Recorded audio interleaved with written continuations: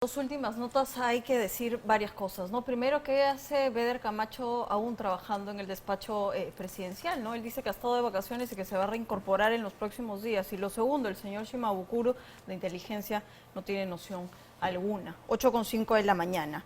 Nos preocupa sí la inteligencia que de momento debería ya estar trabajando respecto de una situación que avanza en las diferentes regiones del país, que ha cobrado la vida de más de 40 peruanos y por la que al parecer el gobierno aún no da las novedades que anunciaba el señor Otárola el día domingo en un dominical. Está con nosotros el señor Fernando Rospigliosi, exministro del Interior, para hablar de esto y de lo que podría ser, como muchos anuncian, esta movilización a la que han llamado la toma de Lima en las próximas horas. Bienvenido, señor Rospigliosi, gracias por tomar este enlace. Buenos días. A ver, vamos a partir con lo que ha ocurrido ahora último, ¿no? Estas caravanas que han sido intervenidas por la policía, al parecer placas adulteradas, personas sin SOAT, sin licencia de conducir. ¿Qué más? Porque este operativo trae un procedimiento sancionador administrativo respecto de las licencias y demás, pero ¿qué más en este momento inteligencia y la policía debería estar haciendo para finalmente contrastar esta situación? En primer lugar, lo que tú dices, por ejemplo, que no tiene SOAT, que tienen placas falsificadas, en fin, una serie de irregularidades de esta naturaleza, es obvio porque estamos hablando de grupos delincuenciales, como mineros ilegales o narcotraficantes, que son los que financian la venida de esta gente a Lima. Es decir, esto funciona así. Hay grupos organizados, tanto el Movadef, es decir, el Sendero Luminoso, como mineros ilegales o narcotraficantes, que son los que financian, organizan y movilizan. Y hay una serie de personas, muchas de ellas que no tienen idea de qué se trata esto, que son las que llevan y traen, algunas pagadas, otras, en fin, movilizadas con diversos argumentos o pretextos que son las que conforman la llamada masa de maniobra de estas personas. Pero a eso voy con la inteligencia, lo primero. Señor Rospigliosi, a eso uno apunta con la inteligencia, ¿no? Que sea inteligencia quienes ya le pongan cara, apellido, nombre a quienes están detrás de estas minerías ilegales, detrás de estas organizaciones que están financiando. Porque es que hasta ahora no tenemos personas detenidas respecto de esto, cortar el caño, o sea, nada, al contrario, lo que hemos tenido en los últimos días es que estas personas se han hecho más fuertes, se están movilizando mejor y se están bloqueando más vías. Excelente punto el que tú planteas. En mi opinión es por falta de decisión política del gobierno, porque ya hemos visto que algunos de ellos estaban identificados desde el comienzo. Por ejemplo, esta terrorista Rocío Leandro en Ayacucho estaba identificada desde el comienzo porque era conocida, porque había estado sentenciada, presa por terrorismo, y recién la acaban de detener a fines de la semana pasada. Pero en los medios de comunicación se han publicado nombres y fotos de una serie de personas que son las que están organizando esto y sin embargo no los detienen. Yo creo que es falta de decisión política. Y lo segundo que te quería decir respecto a la venida de estos grupos a Lima es que una de las garantías constitucionales que se suspende con el decreto que se ha publicado en el diario peruano es el de libre tránsito. Esa es una garantía constitucional que permite que cualquier peruano se movilice por el país cuando quiera y donde quiera. Pero cuando se suspende esa garantía, ya no se puede movilizar a donde uno quiera. Entonces, el gobierno perfectamente puede hacer que estos grupos que están llegando a Lima para causar caos, violencia y desorden, regresen a sus lugares de origen, aparte de los que son detenidos por estar requisitoriados o por tener placas falsificadas o lo que sea. Pero no aplican, pues, el estado de emergencia, no aplican las medidas que ellos mismos han dado. Y respecto a la detención, los servicios de inteligencia, por lo menos de la policía, han detectado ya pues a quienes son los agitadores, los acusadores, y pero también no en estado de emergencia se les puede detener. Claro, lo que nos preocupa aquí es que, claro, se han detenido a personas que vienen siendo investigadas por supuestas vinculaciones terroristas, ya desde julio, agosto del 2022 y está muy bien. Pero aquel que ha tirado piedra, aquel que vino aquí al canal a destrozar la puerta, aquel que quemó las sedes del Ministerio Público, a esos no los agarran. Ese es el tema. Así es. Y eso es falta de decisión política. Porque tiene miedo que si detienen a 1, 2, 10, 15 de estos individuos que cometen actos delincuenciales, atacar un canal de televisión o atacar a la policía o quemar alguna instalación es un acto delincuencial que está penado por la ley, bloquear una carretera está penado con 8 años de cárcel, atacar a la policía está penado con 12 años de cárcel, no los detienen por falta de decisión política.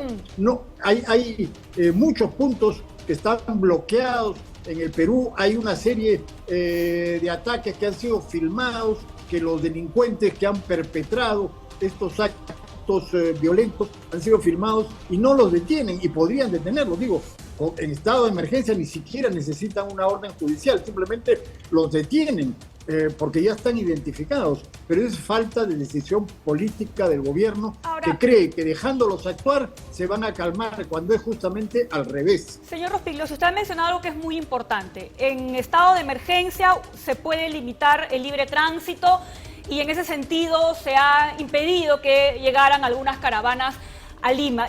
Pero da la sensación de que solo se está protegiendo la capital, cuando hay manifestaciones muy violentas, y acabamos de hablar con nuestros corresponsales en Puerto Maldonado, con vecinos de Puerto Maldonado, que se sienten abandonados también. Las carreteras están bloqueadas, no pueden ingresar alimentos a sus mercados, los precios se han triplicado. Entonces, como que también la acción policial, la acción de inteligencia se está centrando solo en proteger Lima y el ministro Otárola lo ha dicho así, que los limeños no se preocupen. Es como que más bien estamos dejando abandonados a nuestros hermanos también de otras regiones.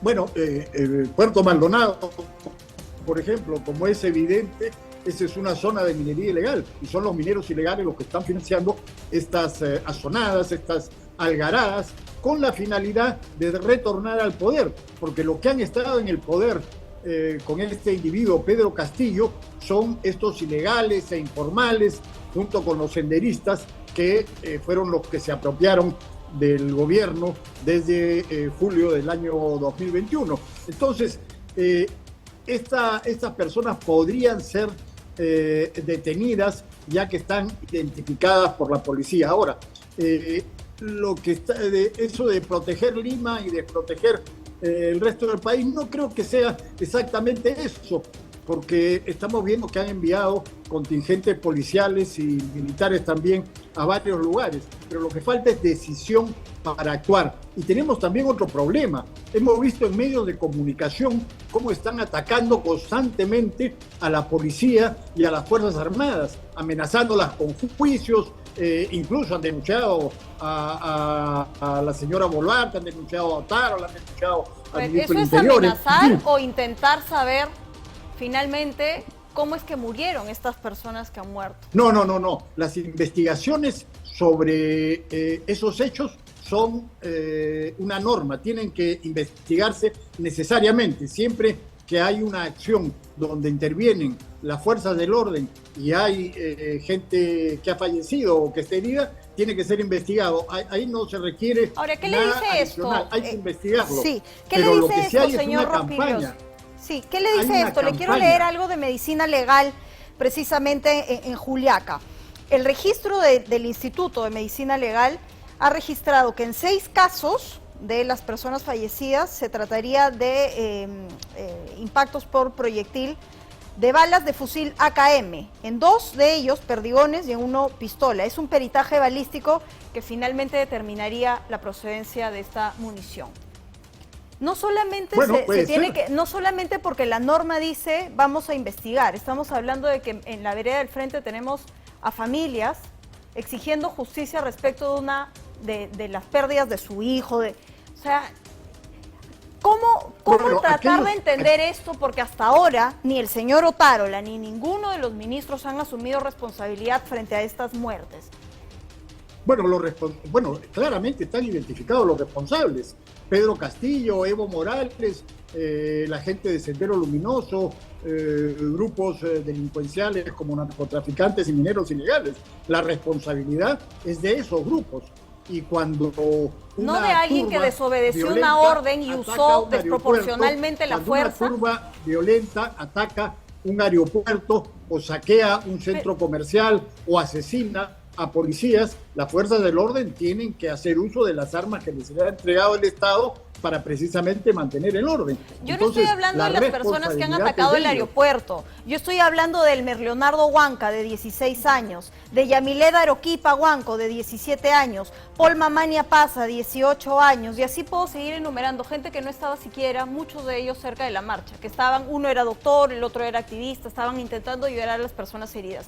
A los violentistas, por supuesto. Será la justicia los que determinen finalmente quiénes han atentado con propiedad privada y demás. Pero ¿cómo asumimos este pasivo? Son pérdidas humanas, son peruanos que han muerto en medio, lamentablemente, de esta crisis. Son peruanos que han muerto en medio de hechos violentos provocados por gente que quiere destruir la democracia e instaurar una dictadura tipo Venezuela, tipo chavista en el Perú. Las pérdidas que han ocurrido son desgraciadamente responsabilidad de las personas que han provocado los hechos violentos. Y cuando una turba ataca un aeropuerto o saquea un centro comercial o incendia una comisaría o una dependencia fiscal, las fuerzas del orden tienen que responder sin ninguna duda. Claro, señor Rospigliosi, tienen que responder, pero siguiendo determinados protocolos, ¿no? Y ya hemos visto un informe en un medio de comunicación que ha dado cuenta que esto no ha sido así. Hay videos que dan cuenta de que se dispara directamente al cuerpo, a corta distancia, cuando sabían de antemano que este tipo de munición puede incluso llegar a matar, por más perdigón de goma que sea. Entonces, eso también se tiene que investigar. Los perdigones de goma son armas no letales que, según los protocolos de la policía, tienen que dispararse a una distancia, hasta donde recuerdo, no menor de 25 metros.